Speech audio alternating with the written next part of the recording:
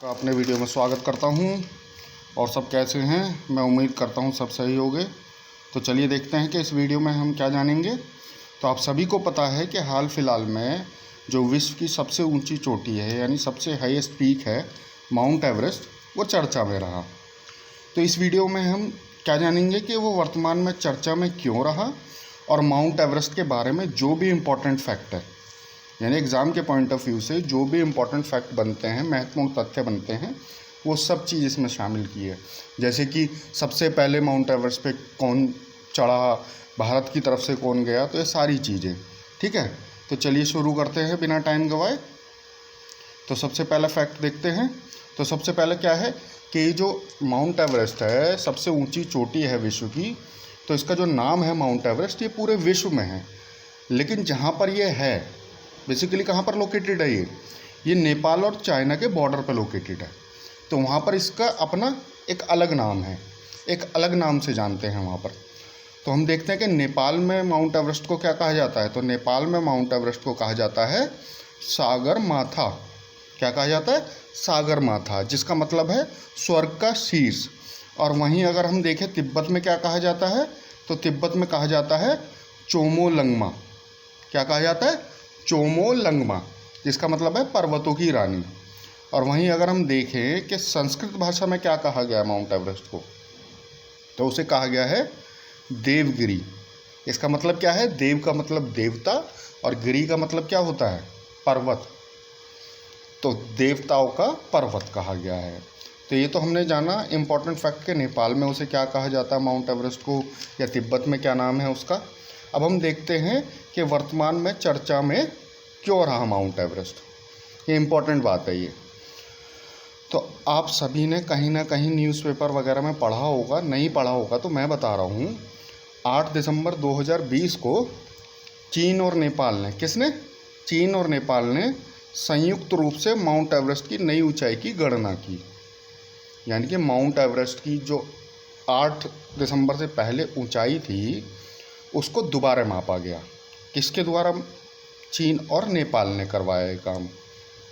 तो उसका रिज़ल्ट क्या आया? तो जब इन्होंने दोबारा इसकी ऊंचाई की गणना की तो इसकी ऊंचाई पाई गई 8,848.86 मीटर। कितनी? 8,848.86 मीटर। ठीक है जी। तो फिर क्या हुआ? तो ये जो नई हाइट निकल के आई है ये पुरानी वाली हाइट से थोड़ी ज़्यादा है।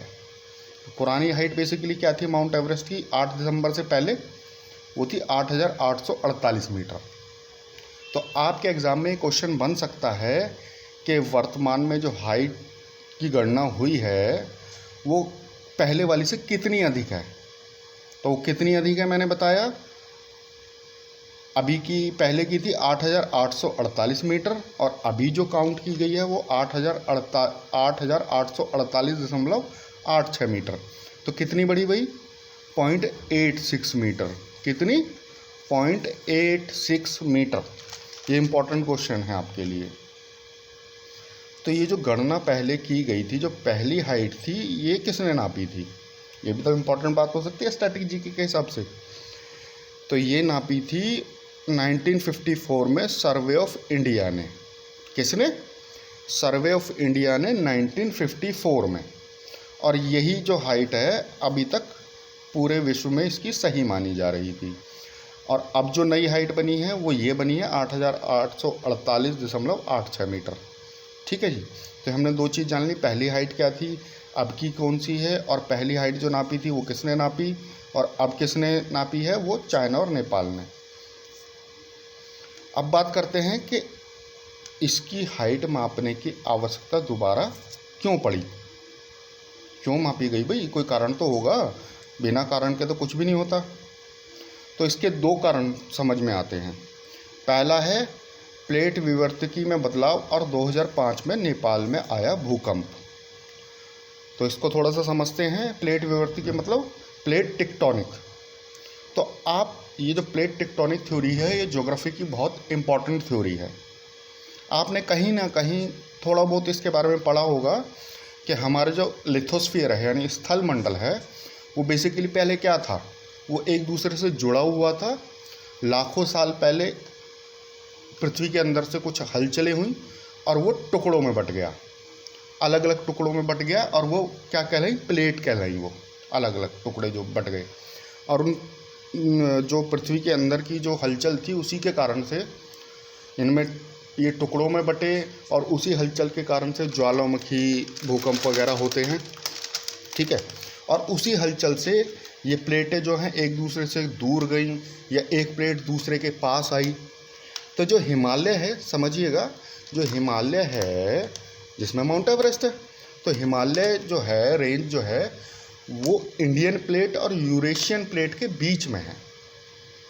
तो जब इन दोनों में कहीं कुछ हलचल होती है तो हिमालय रेंज में क्या आते हैं, भूकंप आते हैं, जो कि नेपाल में आया, जो कि काफ़ी खतरनाक भूकंप था। और उसी प्लेटों में जो गड़बड़ होती है, हलचल होती है, उसी के कारण ये माना जा रहा था कि हिमालय की हाइट बढ़ती रहती है। तो पहला कारण तो शायद आपको समझ में आ गया होगा। और दूसरा कारण क्या रहा, चाइना का जियोपॉलिटिकल एजेंडा। ये क्या है कि जियोपॉलिटिकल एजेंडा से मतलब ये है कि चाइना से हमारा तनाव अभी चल ही रहा है, और उसके साथ नेपाल भी जुड़ गया है, हाल फिलहाल की बात कर रहा हूँ मैं। और एक चीज़ और भी फैक्ट अगर देखें तो माउंट एवरेस्ट चाइना और नेपाल में है, और उसकी अभी तक जो हाइट मापी गई थी, जिसको पूरा विश्व मानता था, वो किसने मापी थी, मैंने भी पीछे बताया, सर्वे ऑफ इंडिया ने। तो चाइना का जियोपॉलिटिकल एजेंडा ये है कि एक माउंट एवरेस्ट जो हमारे एरिया में है, उसकी हाइट कोई दूसरा देश क्यों मापे, उसके जो मापी हुई हाइट को कौन रिकॉग्नाइज क्यों करे। तो ये इसका जियोपॉलिटिकल एजेंडा था।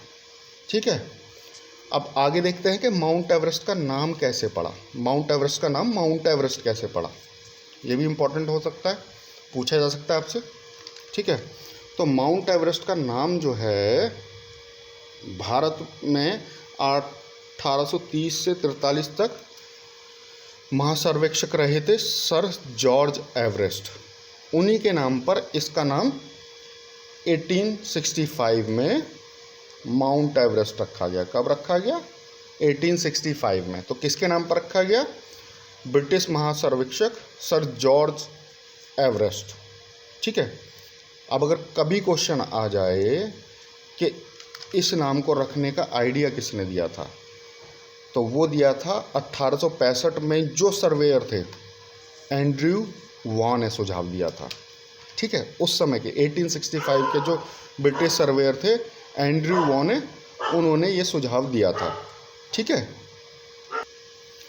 चलिए आगे देखते हैं। अब तो आगे जो है कुछ इम्पॉर्टेंट फैक्ट हैं जो अक्सर एग्ज़ाम में पूछे जाते हैं, कुछ महत्वपूर्ण तथ्य हैं।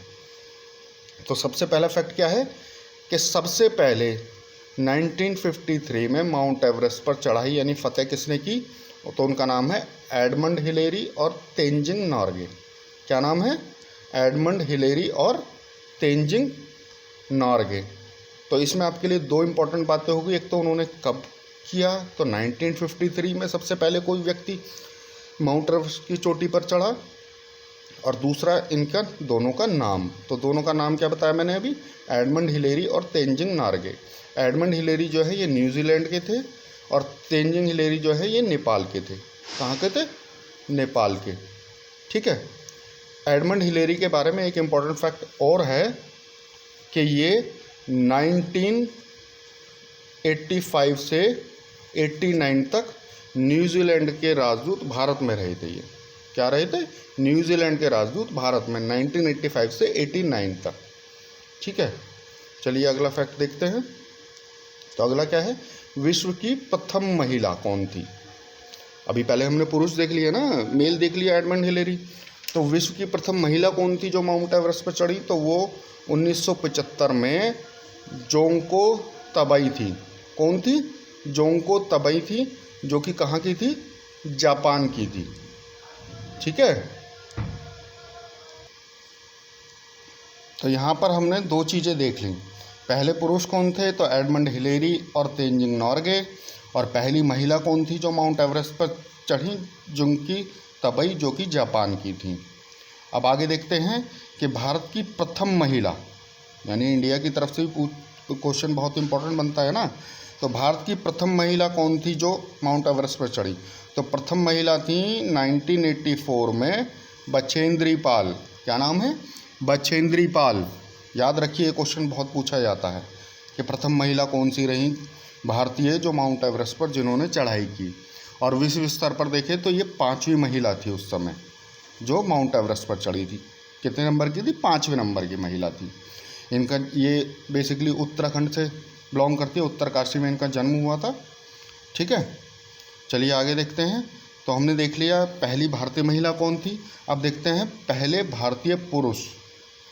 तो पहले भारतीय पुरुष 1965 में माउंट एवरेस्ट पर चढ़े थे अवतार सिंह चीमा। क्या नाम है इनका? अवतार सिंह चीमा। ये विश्व के 6ठे नंबर के पुरुष थे जो कि माउंट एवरेस्ट पर चढ़े। ठीक है, अब बात करते हैं। अब अगला फैक्ट देखते हैं। तो अगला फैक्ट क्या है कि विश्व व भारत की प्रथम महिला कौन है जिन्होंने माउंट एवरेस्ट पर 2 बार चढ़ाई की? क्या है फैक्ट कि विश्व व भारत की प्रथम महिला कौन है जिन्होंने माउंट एवरेस्ट पर 2 बार चढ़ाई की? तो उनका नाम क्या है? उनका नाम है संतोष यादव, जो कि इन्होंने 2 बार कब कब की? 1992 में और 1993 में। तो ये बहुत इंपॉर्टेंट फैक्ट है कि विश्व में पहली महिला कौन थी जिन्होंने माउंट एवरेस्ट पर 2 बार चढ़ाई की? तो 1992 और 1993 में संतोष यादव। ये बेसिकली हरियाणा से रेवाड़ी में इनका जन्म हुआ था। कहाँ पर हुआ था? रेवाड़ी में। और ये ITBP में पुलिस अधिकारी रही हैं। ठीक है, चलिए आगे देखते हैं। अगला फैक्ट देखते हैं। तो अगला फैक्ट क्या है कि बिना ऑक्सीजन के माउंट एवरेस्ट पर चढ़ने वाले प्रथम भारतीय। आप सभी को पता है जितनी हाइट बढ़ती है उतनी ऑक्सीजन कम होती है। तो माउंट एवरेस्ट जो इतना ऊंचा है तो वहाँ तो ऑक्सीजन का लेवल क्या होगा? बहुत कम होगा। लेकिन फिर भी बिना ऑक्सीजन के माउंट एवरेस्ट पर चढ़ने वाले प्रथम व्यक्ति जिन्होंने इतनी हिम्मत दिखाई, तो उनका नाम था फू दोरजी। क्या नाम है? फू दोरजी। ये कारनामा इन्होंने 1984 में करके दिखाया।